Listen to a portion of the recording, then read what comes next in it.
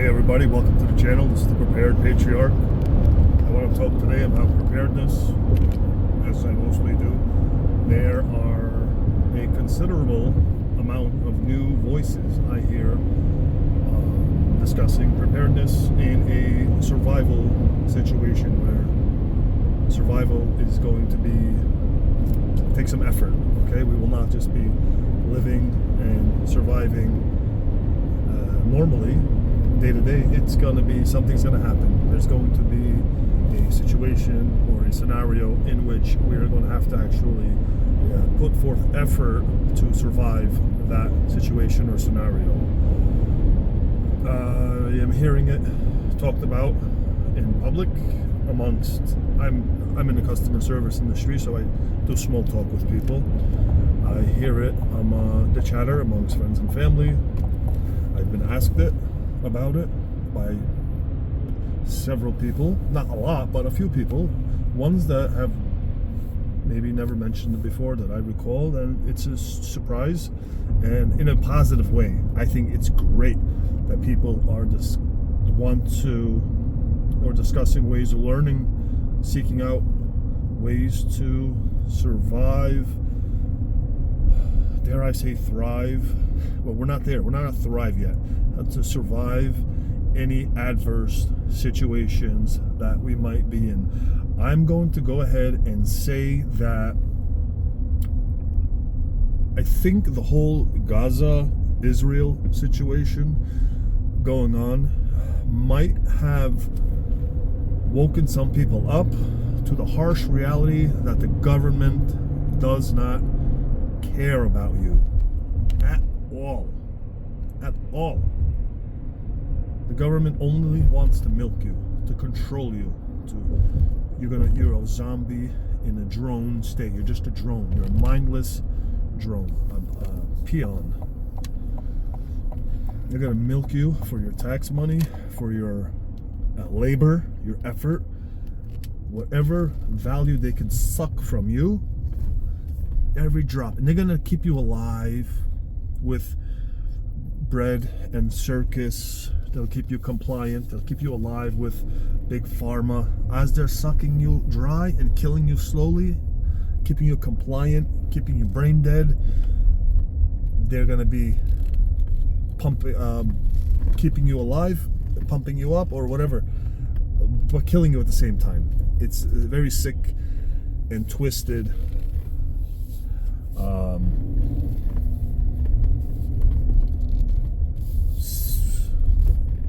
What is it called? The process, or round and round you go. Anyway, preparedness is more important today than at any time, even more than COVID, even more than the riots and the Summer of Love, or then certain people at certain times could have been in danger. I think right now we are in danger as a human species. I think the people of every nation on earth are in danger at a higher level than ever before. Our governments are making it more and more obvious, and they're getting fed up. They're getting less and less patient.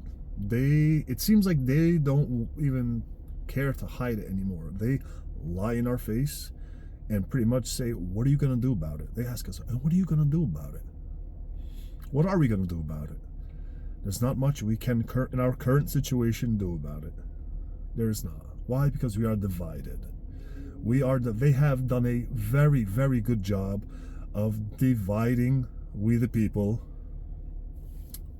for the last forever. For the last 100 years, 50 years, I don't know. I'm not that well versed and that well read on anything, but I do know we are divided. And it is the agenda, that is the design. By design, we are so divided. And think about it. Ethnicity, religion, the obvious ones, right? Sexual preference, political views, party lines, and then political views. Are you pro this or anti that? Pro this, anti that. Anti that? pro that, anti this. There are this. I was listening to a podcast about Minutemen training, something about tactical training and forming groups to go and train with. And one guy says, I wouldn't train with anybody that wasn't like-minded as I was in. For example, if they were pro-choice, I could not have them on my team. I could not train with them. That would be something against my principles. And somebody that was not pro-life, they were pro-choice, I wouldn't train with them. I wouldn't fight with them. I wouldn't want them on my side. So, things like this. Listen, in America, you can have your choices. You can make the decisions you want. You have the freedoms to do so. As this guy has a choice not to train with people that are pro-choice. But that's un-American of him, or is it American of him? He's exercising his rights, but that division, is that division really helping you? Weeding out potential allies? What is our number one goal? What is every red-blooded American's goal or dream or number one most valued, treasured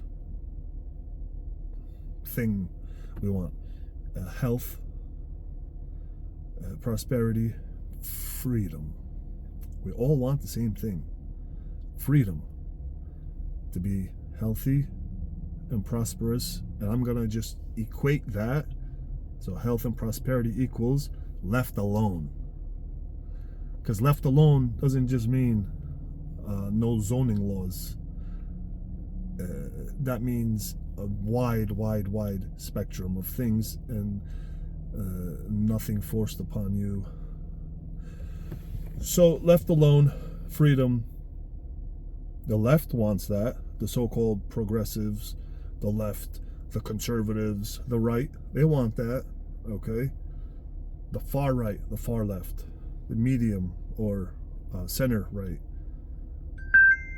Everybody wants the same thing. Everybody wants to be safe, to be happy, to pay their bills, and have a little extra, or have a lot extra. So we have to come together as we the people. We have to recognize the fact that the people divided will fall. United, we can achieve anything. We are great. We are a great nation of great people, of strong people, capable people from all walks of life, from around the world. We are Americans, yet we are slaves. We have allowed ourselves to be put in an awake trance. We are in a trance. We think we're making our own decisions, but we're not. We're being led, swayed.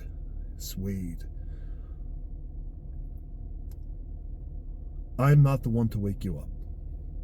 You have to wake yourself up. You have to do your own due diligence. You have to do your deep dive into reading, watching videos, books,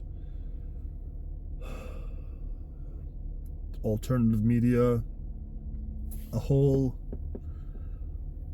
formula of different ways to wake yourself up to what's really going on.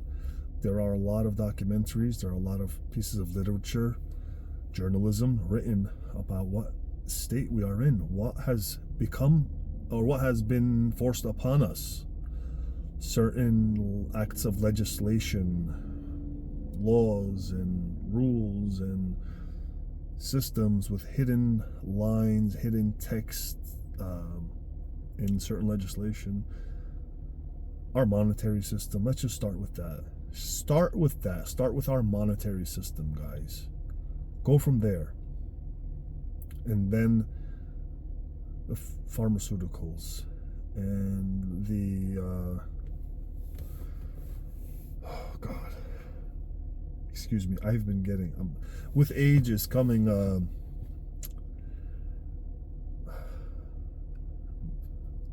forgetting a lot of words. I need to start taking Alpha Brain or some sort of cognitive assisting medication or something. Anyway, prepare.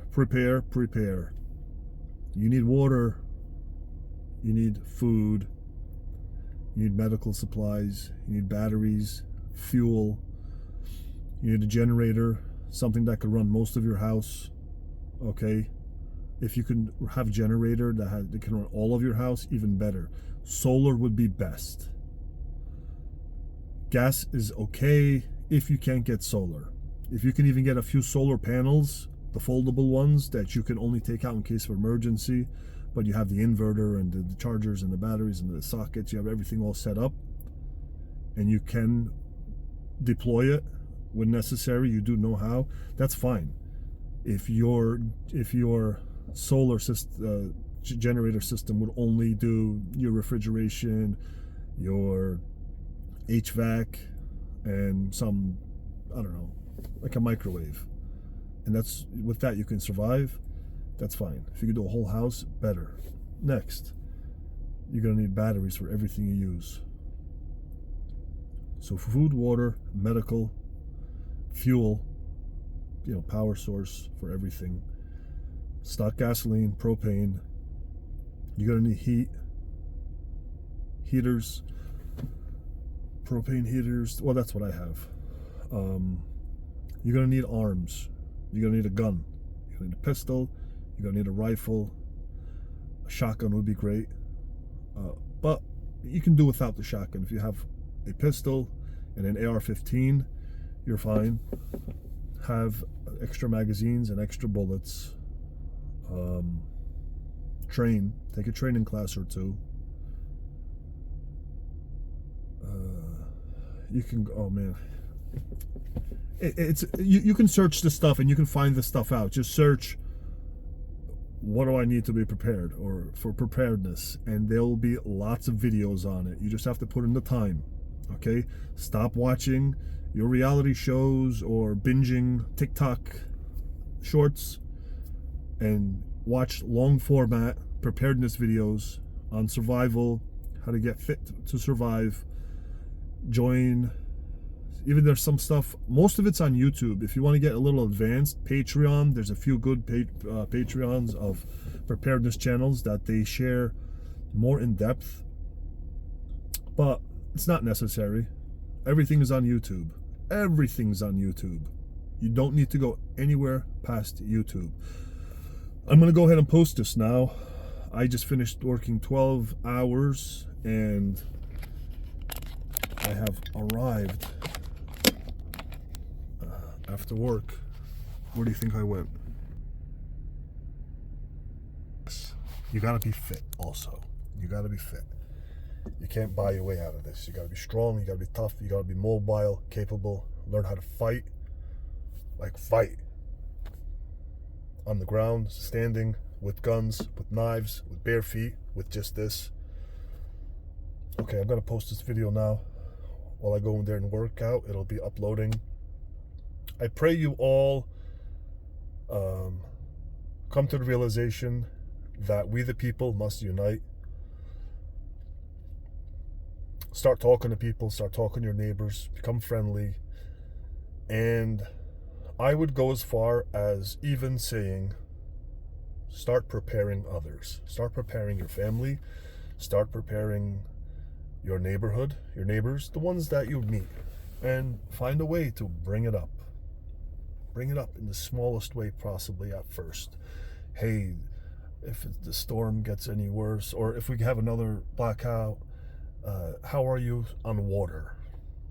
I have a few extra cases if you ever need it for you and the kids. Something like that. And that's going to snowball into a conversation, because people are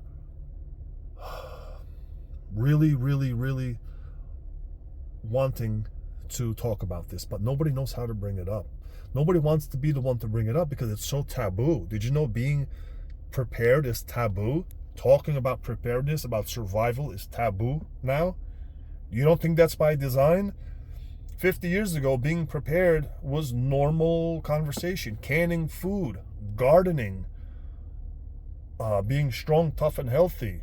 It was regular, normal, everyday stuff. Anyway, we're going to go into the gym now. Okay. Take care. God bless you all. Love you all. Be good, strong Americans. Save this republic. God bless the USA. God bless you. And God bless me. Ciao. I'm out.